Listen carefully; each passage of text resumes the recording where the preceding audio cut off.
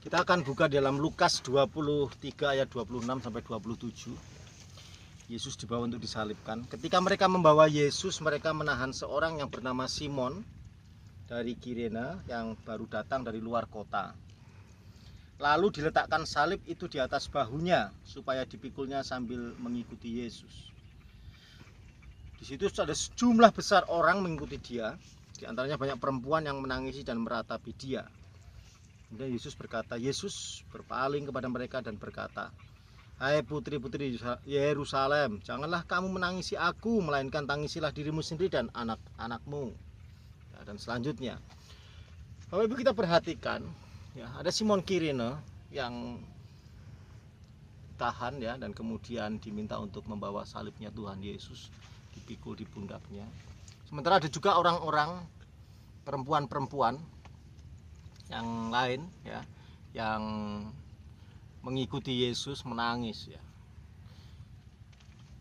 Paskah ini sering banyak orang Kristen itu meratapi dirinya, kesedihannya, seolah-olah menangisi Tuhan Yesus ya.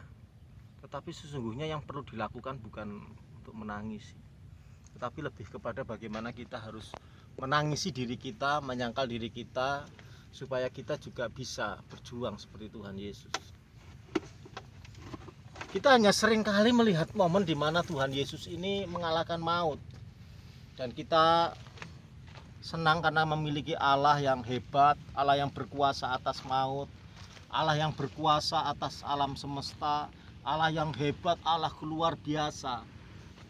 Tetapi yang Tuhan mau sesungguhnya kita harus menjadi luar biasa bagi Tuhan. Kita juga harus mengalahkan maut, kita harus mau berjuang, kita harus mau seperti Tuhan Yesus. Jangan menjadi orang Kristen yang hanya memandang Tuhanku hebat, lalu aku biasa-biasa saja. Saya tidak sedang mengajarkan bagaimana saudara harus menolak keselamatan atau menolak kasih karunia Tuhan, bukan. Atau kita sedang berupaya dengan kekuatan kita sendiri, tidak. Tetapi saya mau supaya saudara kita semua sidang jemaat berjuang seperti Tuhan Yesus berjuang ya, jangan hanya bangga karena kita memiliki Allah yang hebat ya.